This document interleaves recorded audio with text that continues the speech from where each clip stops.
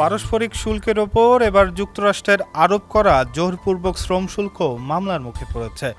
এই শুল্কের বৈধতা নিয়ে প্রশ্ন তুলে দেশটির ডেমোক্র্যাট ও রিপাবলিকান নেতৃত্বাধীন 25 অঙ্গরাজ্যের পক্ষ থেকে মামলা হয়েছে।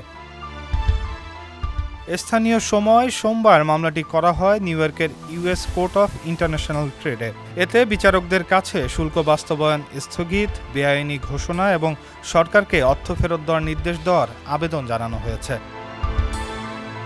নতুন কৌশল হিসেবে ট্রাম্প গত 24 জুলাই জোরপূর্বক শ্রমে উৎপাদিত পণ্য আমদানির কথা বলে দেশের মানুষকে প্রতিদিন সুরক্ষিত রাখার প্রত্যয় নিয়ে সেফটি কেবলস সহ এলো সেফ সিলিং ফ্যান।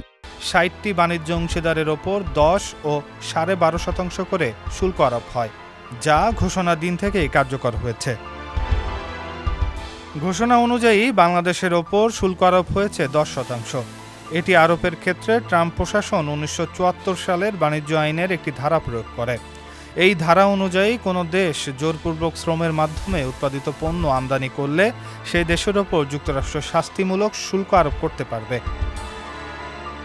আদালতে জমা দেওয়া নথি অনুযায়ী আন্তর্জাতিক সরবরাহ ব্যবস্থায় জোরপূর্বক শ্রমের যে কথিত সমস্যা আছে সেটির সঙ্গে মার্কিন বাণিজ্য প্রতিনিধির দপ্তরের আরোপ করা একচেটিয়া বৈশ্বিক শুল্কের কোনো যৌক্তিক সম্পর্ক নেই।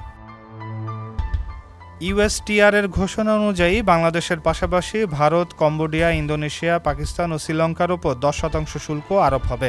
চীন, ভিয়েতনাম, থাইল্যান্ড, তুরস্ক ও ফিলিপাইনের ওপর আরোপ হবে 12.5% শুল্ক।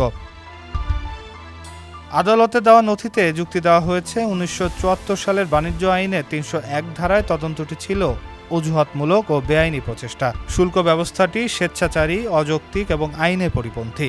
আবেদনকারী রাজ্যগুলো সব ধরনের জোরপূর্বক শ্রমের বিরোধী এবং সারা বিশ্বের শ্রমিকদের সুরক্ষার পক্ষে।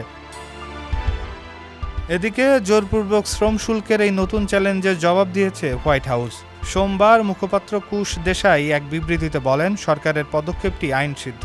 মার্কিন বাণিজ্যের ওপর বোঝা হয়ে দাঁড়ানো অযৌক্তিক কাজ, নীতি ও চর্চা বন্ধ করতে যুক্তরাষ্ট্র বৈধ ক্ষমতা ব্যবহার করছে। ডেস্ক রিপোর্ট, সমকাল।